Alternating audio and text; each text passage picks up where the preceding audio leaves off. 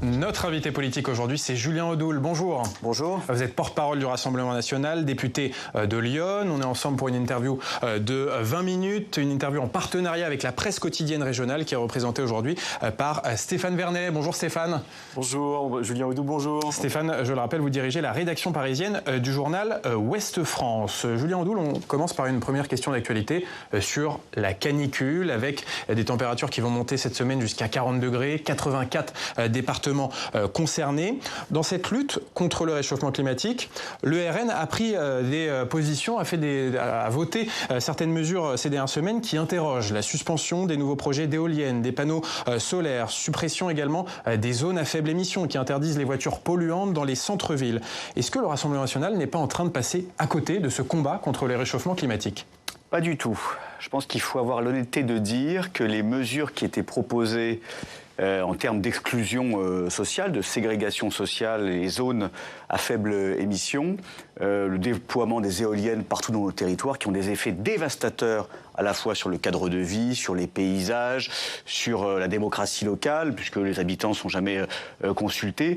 Tout ça n'améliore en rien la situation du réchauffement climatique. Et d'ailleurs, c'est même pire, parce que les éoliennes, on l'a bien vu avec nos voisins et amis allemands, plus vous mettez d'éoliennes, énergie intermittente par définition, et plus vous êtes obligé de les arrimer avec des énergies thermiques qui polluent. Voilà, centrale gaz, centrale à charbon, c'est le modèle qui a été choisi par les Allemands après la sortie du nucléaire. Nous souhaitons évidemment un modèle vertueux, le modèle le moins polluant, qui n'est pas parfait. On peut avoir un mix entre le nucléaire et les énergies renouvelables. En fait, les énergies renouvelables, les énergies intermittentes, parce qu'il y a d'autres énergies renouvelables qui sont tout à fait intéressantes, mais que ce soit le solaire ou que ce soit l'éolien, tout ça est une arnaque. C'est une arnaque, c'est un aspirateur à subvention, ça nous coûte un pognon de dingue, ça fait augmenter les prix de l'électricité, mais en rien ça n'améliore la situation écologique à la fois de notre pays et de la planète. J'ajoute d'ailleurs que la France est extrêmement vertueuse en la matière. Nous représentons 0,9% des émissions de gaz à effet de serre mondiales. Excusez-moi, mais les ZFE, pour vous, il n'y a pas de problème de santé publique? Il y a quand même un certain nombre de villes dans lesquelles on étouffe, littéralement, en fait. Non, mais moi, j'en ai assez, en fait, qu'on culpabilise Monsieur Bertrand, qui a un véhicule qui a 20 ans, qui circule au diesel, qui n'a pas d'autre choix d'avoir ce véhicule pour aller travailler, pour aller consommer, pour aller voir ses enfants, pour aller consulter un médecin dans une grande ville, parce qu'il ne vous aura pas échappé que dans les campagnes, notamment dans mon département de Lyon, pour avoir un médecin, c'est très compliqué. C'est pas lui qui est responsable du réchauffement climatique. C'est pas lui. Voilà. Donc moi, je veux bien qu'on mette, et les écologistes mettent tout sur les affreux automobilistes qui polluent, qui sont responsables de tous les maux de la société. C'est faux. Voilà. On allait avoir un système qui allait exclure des millions de Français des grandes villes, un système qui allait faire une différence entre les citoyens français en fonction de leur niveau de richesse. Parce que si vous pouvez acheter un véhicule électrique, vous avez le droit. Si vous n'avez pas les moyens, vous n'avez pas le droit. Allez, on va parler de l'actualité politique, notamment l'actualité parlementaire, puisque demain, l'Assemblée nationale va débattre de la motion de censure déposée par les députés socialistes qui estiment que François Bayrou n'a pas respecté ses engagements sur l'issue du conclave sur la réforme des retraites. Vous confirmez que les députés du Rassemblement national ne vont pas voter à la censure du gouvernement, et comment vous l'expliquez à vos électeurs qui souhaitent en majorité faire tomber le gouvernement de François Bayrou? Bon, nos électeurs sont très lucides, d'une part, sur notre volonté de les protéger, et d'autre part, sur les manœuvres de la gauche, et même sur l'hypocrisie de la gauche. Puisque aujourd'hui, et d'ailleurs c'est assez illustré par la déclaration de François Hollande, voilà, je voterai la censure si le Rassemblement national ne la vote pas. Sous-entendu, je n'ai pas envie de faire tomber le gouvernement parce que seul le Rassemblement national a la possibilité, en s'associant à n'importe quelle motion de censure, de faire tomber le gouvernement. Je précise que la gauche est responsable de cette situation. C'est la gauche qui a fait élire et réélire M. Macron la dernière fois. Et la dernière fois, le seul programme de M. Macron, le seul, il n'y en avait pas d'autre, c'était la retraite à 64 ans. Donc c'est-à-dire que vous avez les communistes, les LFI, les écologistes, les socialistes qui ont soutenu le candidat de la retraite à 64 ans contre les travailleurs, contre les salariés français, et notamment contre ceux qui ont commencé à travailler le plus tôt et qui ont eu les métiers les plus pénibles et qui auraient voulu effectivement que cette réforme totalement injuste, totalement inefficace ne soit pas mise en œuvre. Mais donc vous confirmez que le RN ne va pas censurer le gouvernement demain? En tout cas, ce que je vous confirme, c'est que le RN pourra censurer le gouvernement et certainement à la rentrée, certainement au moment du budget, puisque c'est le moment fort. En fait, nous attendons les orientations, le projet de budget du gouvernement. Et comme vous le savez, nous sommes le premier groupe d'opposition et nous ne tremblerons pas quand il s'agira de censurer, quand il y aura des orientations qui seront contraires aux intérêts des Français. Ok, alors vous attendez le budget, vous attendez l'automne, mais pourquoi pas maintenant en fait? Pourquoi attendre? Mais encore une fois, je vous le dis, la censure telle qui est proposée par la gauche est une censure d'opérette et d'apparat. Voilà. C'est pour se donner bonne conscience. Moi, encore une fois, il faut cibler les responsables. Il faut cibler les responsables de cette Donc situation. sur le budget, là, les choses seraient claires. Ça vous permettra de cibler les responsabilités, etc. Sur le budget, c'est le moment politique par excellence. C'est le cap qui est donné au pays, c'est les arbitrages qui sont faits. C'est le refus de lutter contre les gaspillages aussi qui sera la constante de ce gouvernement comme des précédents. Aujourd'hui, je le dis, il n'y a pas d'intérêt. Il y aura effectivement un intérêt à la rentrée. Et à la rentrée et à l'automne, l'objectif c'est quoi? C'est au-delà de faire chuter le gouvernement Bayrou sur son budget, c'est de provoquer une nouvelle dissolution, d'avoir de nouvelles législatives anticipées? Vous voyez bien que la situation est totalement bloquée. Que nous avons un gouvernement. Donc c'est votre objectif, clairement. Et un Premier ministre. Notre objectif, c'est de servir les Français. Et c'est de changer la direction de notre pays qui aujourd'hui va dans le mur et qui malheureusement continue d'aller dans le mur. Mais très clairement, vous voyez qu'il y a un gouvernement qui est totalement apathique, qui essaye tant bien que mal de gagner du temps. M. Bayrou, en fait, n'est là que pour gagner quelques semaines de plus, sans vouloir apporter des solutions, sans vouloir changer le cap du macronisme, parce que très clairement, on lui demandait ça, c'était de rompre avec le macronisme. Je reviens sur votre non-censure de demain. Quand même, la réforme des retraites, vous étiez opposé à la retraite à 64 ans il y a 2 ans, quand on a vu tout ce mouvement social et ces Français descendre dans la rue. Mais donc sur ce motif de la réforme des retraites, pour vous, ce n'est pas assez important pour censurer le gouvernement. C'est quand même un texte symbolique. Mais la réforme des retraites, c'est très important. C'est pour ça que nous avons la constance dans nos combats. Rappelez-vous, dans notre niche parlementaire, nous avions proposé l'abrogation de la retraite à 64 ans. Est-ce que la gauche l'a soutenue et l'a votée? Non. Bien évidemment, non. Par sectarisme, ce serait logique de censurer demain. Par sectarisme imbécile, ils ont refusé d'abroger cette réforme des retraites. Et moi, je le dis... Donc ce serait logique de censurer demain pour vous? La logique aujourd'hui, c'est d'être clair. Et la gauche ne l'est pas du tout. La gauche veut... Et surtout les socialistes, j'allais dire, parce que les socialistes n'ont certainement pas envie de censurer, ils veulent rester comme ça, ils ne veulent pas de dissolution, ils veulent, j'allais dire, un équilibre un petit peu bancal. Ils ont tout fait pour que ce conclave, dont ils ont fait semblant de croire qu'il pouvait aboutir à quelque chose, donc tienne. On voit bien que l'éléphant a accouché d'une souris et que tout le monde a été floué, particulièrement à gauche. Donc pour vous, c'est pas un succès, ce conclave sur la réforme des retraites, avec quand même des points de convergence entre les syndicats et le patronat sur la hausse des pensions des mères de famille, les carrières hachées, les questions de pénibilité? Pour vous, c'est pas important? Le conclave n'a été qu'un moyen pour François Bayrou de manœuvrer et de gagner quelques semaines précieuses pour son maintien au gouvernement. Et donc vous voterez à l'automne prochain dans le budget de la sécurité sociale toutes ces mesures qui ont été annoncées par François Bayrou pour améliorer le régime de retraite? Chaque chose en son temps, nous verrons à ce moment-là. Et je pense que le gouvernement et François Bayrou, au moment du budget, devront mettre carte sur table et proposer un changement de cap. Mais malheureusement, j'ai l'impression qu'il est englué dans une forme d'immobilisme et englué surtout sur des vieilles lunes qui aujourd'hui désespèrent les Français. Et les Français veulent le changement, veulent un choc fiscal, veulent un choc sécuritaire, veulent un choc social également. Le gouvernement leur propose que la mort de continuité du macronisme. Donc l'amélioration de notre régime des retraites, c'est une vieille lune, c'est plus la priorité? Ah si, c'est la priorité, mais vous savez que le vrai changement, il aura lieu au moment de la présidentielle. Il aura lieu au moment où nous aurons une majorité pour agir, avec un système qui est le plus juste, qui est proposé par Marine Le Pen, et qui n'est pas un système dogmatique, qui n'est pas arrimé sur un âge, mais qui est sur le nombre d'années qu'on a travaillé, et notamment sur les 40 annuités travaillées pour avoir une retraite à taux plein quand on a commencé à travailler tôt, les 42 annuités pour avoir une retraite à taux plein quand on a commencé à travailler après 20 ans. Ce qui confirme que de toute façon, vous ne voulez d'aucune des propositions qui sont issues des négociations entre les partenaires sociaux. De toute manière, si vous censurez le budget à l'automne, ça veut dire qu'il est hors de question de le voter et que vous ne voulez pas que les mesures qui seront dans le PLFSS sur les retraites passent. C'est clair. Mais nous disons la vérité aux Français. Nous leur disons que... Vous voulez faire une autre réforme des retraites après, c'est ça ? Les mesures cosmétiques, les mesures qui sont là pour la galerie, qui font semblant d'apporter, j'allais dire, une amélioration, mais qui finalement sont à la marge, nous leur disons que le vrai changement sera politique, il sera démocratique, et il pourra, encore une fois, intervenir après l'élection présidentielle. C'est ça, vous renvoyez une réforme de la réforme Borne de 2023 à 2027, pas avant. Mais ce sera la réforme Le Pen de 2027. Mais c'est encore loin 2027. Qu'est-ce que vous dites à ces Français qui ont perdu des trimestres de retraite, qui veulent que leur situation s'améliore et qui ont besoin quand même d'avancer maintenant ? Mais nous leur disons la vérité et nous leur disons que nous serons évidemment là pour leur apporter des améliorations notables qui ne seront pas de la communication, mais ce sera dans les faits. Notre réforme, elle est mieux-disante par rapport à toutes celles qui ont été proposées et toutes celles qui ont été mises en œuvre. Julien Audoul, on va parler de la réforme de l'audiovisuel public. Son examen commence aujourd'hui à l'Assemblée nationale et le débat pourrait être très tendu. Je rappelle que c'est une proposition de loi sénatoriale qui vise à créer une seule entité pour diriger les différents groupes de l'audiovisuel public comme France Télévisions, Radio France, France Média Monde. Est-ce que les députés à l'Assemblée nationale voteront cette réforme ?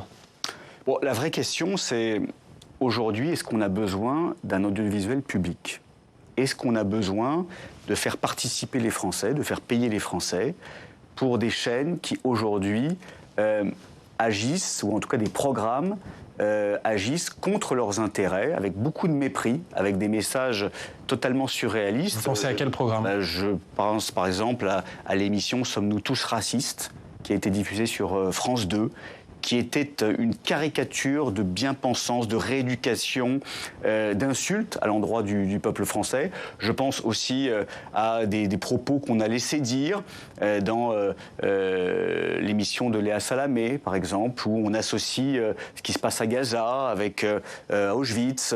Je pense à beaucoup de programmes en fait, où il n'y a pas de pluralisme, où il n'y a qu'une seule ligne éditoriale contre la majorité des Français. Ce n'est pas aux Français de payer pour ça. Voilà. Donc nous souhaitons une vraie réforme, la privatisation du service public de l'audiovisuel pour rendre leur argent aux Français, arrêter de les culpabiliser parce qu'aujourd'hui, ils n'ont pas à payer pour ça.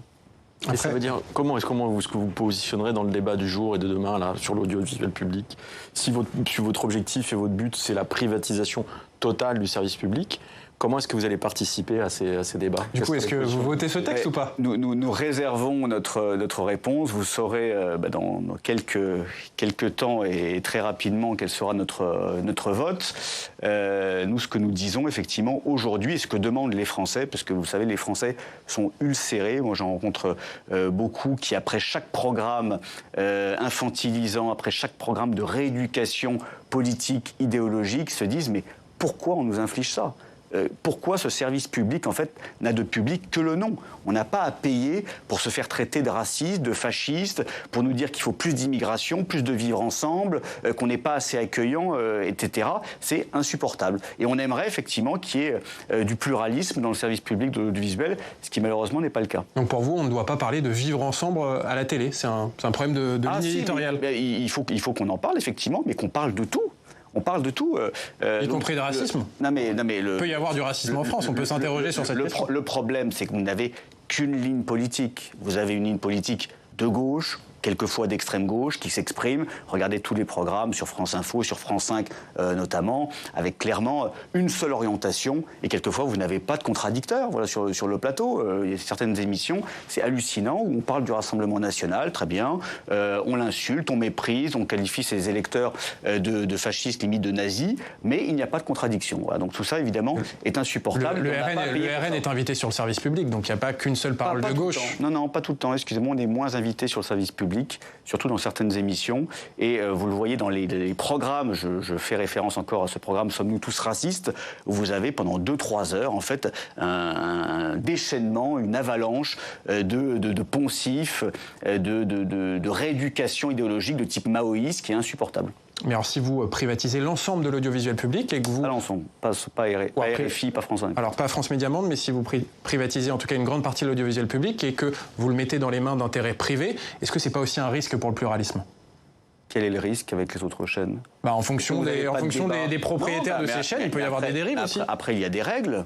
il y a des règles, il y a l'ARCOM, il y a le grand gendarme qui ne se prive pas d'ailleurs pour infliger des sanctions ici et là, surtout à certaines chaînes, hein, pas à toutes. Hein. Moi, j'ai fait des signalements plusieurs fois pour des déclarations, des comportements sur le service public qui étaient totalement insupportables. Ça n'a jamais été suivi de sanctions. Je remarque que pour CNews, il y a toujours des sanctions. Alors on va parler d'une autre réforme, la réforme de la proportionnelle pour l'élection des députés, puisque le Premier ministre l'a dit hier sur notre antenne, il va présenter à la fin de l'année prochaine sa réforme de la proportionnelle. Il assure que même si ses alliés sont contre, il aura une majorité pour faire passer ce texte. Est-ce que ça veut dire que le Rassemblement national sera de cette majorité sur la proportionnelle? Est-ce que c'est acquis? Alors comme vous le savez, nous sommes très attachés à la proportionnelle. C'était l'une des propositions de Marine Le Pen depuis très longtemps. Nous souhaitons la représentativité du peuple français, que chaque voix compte, que les Français ne soient pas exclus du processus électoral parce qu'ils seraient minoritaires. Après, sur le projet de M. Bayrou, il y a la question de la gouvernabilité. Et nous souhaitons une prime majoritaire. Nous ne souhaitons pas l'anarchie et nous souhaitons surtout qu'une majorité puisse se dégager. Prime majoritaire, donc des sièges supplémentaires aux partis qui arrivent en tête. Exactement. Tout simplement pour que l'Assemblée nationale soit gouvernable, qu'on dégage une majorité et qu'il n'y ait pas, comme c'est le cas actuellement, une instabilité. Alors que François Bayrou, on le rappelle, est pour une proportionnelle intégrale par département, donc on répartit les sièges à proportion des voix de chaque parti. Exactement. Et puis il y a aussi une manœuvre de M. Bayrou, parce qu'il nous avait promis cette réforme en septembre, et là, elle interviendrait après le budget. Après le budget, sous-entendu, laissez-moi tranquille, laissez-moi en paix pour le budget, ne me censurez pas, et vous aurez peut-être la proportionnelle. En fait, il nous prend pour des enfants, M. Bayrou. Voilà. Comme si nous n'avions pas d'expérience. On connaît notre petit Bayrou illustré. On sait très bien la manœuvre. Nous ne tomberons pas dans le panneau. Nous demandons la proportionnelle, qui est demandée d'ailleurs depuis très longtemps, que M. Macron avait dans son programme 2017, qui a été répété, ressassé, année après année, et qui n'est jamais sorti des cartons d'ailleurs. Donc la proportionnelle, ça ne pourrait pas faire partie d'un accord de non-censure entre le Rassemblement national et le gouvernement à la fin de l'année? Ça ne pourrait pas être une garantie, une ligne rouge? Pas d'accord de non-censure. Nous ne sommes pas le Modem ou Horizon. On ne négocie pas avec François Bayrou. Nous ne sommes pas des marchands de tapis. Le budget, c'est une chose. Le budget, c'est l'intérêt des Français. C'est ce qu'ils vont payer, d'ailleurs. C'est les sanctions fiscales qu'on va leur imposer. C'est les efforts qui vont être demandés par le gouvernement. Donc ça, nous souhaitons évidemment nous y opposer. La proportionnelle, c'est encore autre chose, mais nous souhaitons effectivement qu'il y ait une représentativité. Je pense qu'il en va de la bonne santé démocratique de notre pays. Un compromis sur le sujet est possible, mais pas autour d'une proportionnelle avec prime majoritaire. Ça, c'est quelque chose que vous n'obtiendrez jamais. Nous le souhaitons. Sauf que vous êtes seul à défendre cette idée, puisque vous serez particulièrement favorable dans le contexte actuel. Oui, mais c'est le seul projet viable. Vous savez, si c'est pour... Oui, mais aucun des autres partis n'acceptera, en fait. Mais écoutez, encore une fois, chacun prendra ses responsabilités. Mais si c'est pour aller de l'instabilité à l'instabilité, ça apporte quoi? Voilà. Si le seul projet de la proportionnelle, c'est tout faire pour que le Rassemblement national n'obtienne pas une majorité, ne gouverne pas notre pays, je pense que les Français seront très déçus de la manœuvre. Aujourd'hui, il nous faut plus de représentativité, mais il faut que ce soit gouvernable, et donc il faut dégager une majorité avec cette prime majoritaire. Un mot sur la dissolution de l'Assemblée nationale, puisqu'on le rappelle, à partir du 8 juillet, le président de la République pourra de nouveau dissoudre l'Assemblée nationale. Et Marine Le Pen a appelé ce week-end ses troupes à se préparer à une nouvelle dissolution. Je la cite, « Ne procrastinez pas », leur a-t-elle dit. Est-ce que vous pensez qu'Emmanuel Macron va refaire 2 fois la même erreur de dissoudre ? Bon, je ne sais pas si dissoudre est une erreur. La dissolution fait partie des outils du président de la République, comme le référendum, j'allais dire comme sa démission aussi, quand il y a une période de blocage, le président de la République peut... La dernière fois, il était question de clarifier la situation politique et de débloquer les choses, ça a été pire. Ça a été pire. Et de nous balancer une grenade dans les jambes, comme il l'avait dit. Mais ça a été pire, en tout cas, nous avons gagné les sièges. Oui, peut-être, mais il n'y a pas de majorité absolue, en fait. Oui, tout à fait. Politique et parlementaire. Tout à fait, mais ça a montré aussi que nous étions en capacité, d'une part, de peser dans les débats parlementaires, d'avoir ce premier groupe de l'opposition, de nouer une alliance avec Éric Ciotti, qui est extrêmement constructive. Ensuite, encore une fois, la dissolution est entre ses mains. Voilà. Nous nous y préparons depuis septembre dernier. Nous préparons les législatives anticipées. Nous sélectionnons les candidats, nous auditionnons, nous formons. Nous serons prêts si le président de la République dégaine la dissolution. Est-ce que vous irez jusqu'à faire en sorte qu'il y ait une nouvelle dissolution? C'est-à-dire est-ce que vous êtes dans une logique qui consistera à provoquer un blocage politique et parlementaire du pays à l'automne pour contraindre le président de la République à prononcer la dissolution? Alors, ce n'est pas nous qui créons le blocage. Le blocage, il a été créé, d'une part, en 2024, avec les alliances... si vous censurez, si, ça bloque le pays, si vous censurez. Ceux qui ont bloqué, c'est M. Attal et les macronistes. C'est vous qui avez les clés de la censure entre les mains. En fait. Ah oui, bien sûr, les clés de la censure, mais nous n'avons pas les clés du blocage. Le blocage, il existe. Le blocage, il est institutionnel, il est politique, il a été généré par les alliances entre l'extrême gauche et les macronistes au moment des législatives 2024, la dissolution permettrait de débloquer cette situation. Là, tous les Français sont désespérés. Mais encore une fois, que ce soit les chefs d'entreprise, que ce soit les agriculteurs, que ce soit les familles, attendent des changements concrets pour leur quotidien, pour alléger les normes, la fiscalité, pour plus de pouvoir d'achat, pour plus de sécurité. On voit bien qu'avec ce gouvernement, il ne se passe rien. Donc vous la souhaitez au final, cette dissolution? Nous souhaitons un déblocage et nous souhaitons un changement de politique. Le changement de politique sera impossible avec ce gouvernement, nous le savons, parce que les Français le savent. Vous êtes convaincu qu'en cas de législative anticipée, après une nouvelle dissolution, vous aurez la majorité cette fois-ci? Je suis convaincu que les Français ont vu depuis 1 an qu'il nous fallait une majorité différente et qu'il nous fallait un changement de cap pour opérer les changements qu'ils attendent depuis très longtemps. On finit par une question sur l'actualité européenne, puisque ce week-end, des dizaines de milliers de personnes et de nombreux élus européens ont défilé à Budapest lors de la marche des fiertés. Samedi, une marche pour les minorités sexuelles LGBT et qui était interdite par le Premier ministre hongrois Viktor Orban au nom, je cite, de la protection des enfants. Est-ce que le Rassemblement national soutient Viktor Orban, qui est d'ailleurs son allié au Parlement européen? Est-ce qu'il soutient Viktor Orban dans cette croisade contre les LGBT? Non mais vous voyez dans cette opération de communication de la gauche et de l'extrême gauche toute l'hypocrisie de ces gens-là qui, à moindre frais, vont en Hongrie, qui est une démocratie, qui est un allié, qui est un partenaire de l'Union européenne, mais qui n'irait jamais à Alger, à Téhéran, à Doha, où les homosexuels sont persécutés, où l'homosexualité est interdite et condamnée. Oui, mais la Hongrie fait partie de l'Union européenne et est censée respecter l'état de droit. Moi, ce qui m'intéresse, excusez-moi, mais en tant que député français, et ce qui m'attriste et ce qui m'effraie, c'est que dans bon nombre de territoires de la République, dans bon nombre de quartiers, l'homosexualité est interdite.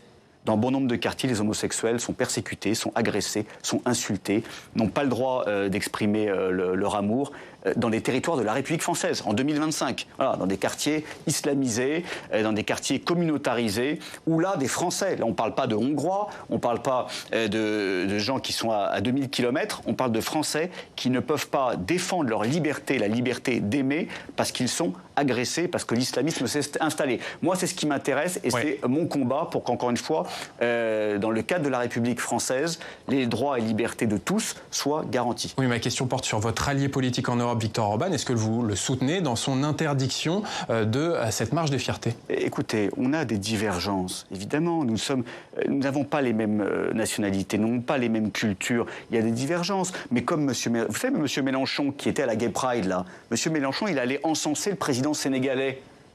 Le président sénégalais a durci les peines contre les homosexuels, passant à 10 ans d'emprisonnement.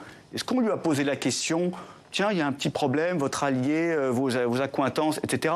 Non, voilà. J'observe que M. Mélenchon, qui est... Non, mais on ne parle pas de M. Mélenchon, on ne parle pas du Sénégal. Mais attendez, sur Viktor Orban, vous êtes en désaccord avec lui ou pas? mais bien évidemment. Enfin, moi, nous ne souhaitons pas Viktor Orban et nous ne souhaitons pas du tout interdire la Gay Pride quand Marine Le Pen sera présidente de la République. Ce que j'observe, c'est que les alliés de la gauche et de l'extrême gauche persécutent, défenestrent les homosexuels quand ils sont au pouvoir. M. Orban se contente uniquement d'interdire une manifestation. Il y a quand même un 2 poids 2 mesures. Ce sera le mot de la fin. Merci beaucoup Julien Audoul d'avoir été notre invité politique aujourd'hui. Merci Stéphane pour vos questions. On va regarder la une du journal Ouest France aujourd'hui qui est consacrée au football en pleine crise économique. Merci d'avoir été notre invité. Tout de suite, c'est le Club des territoires.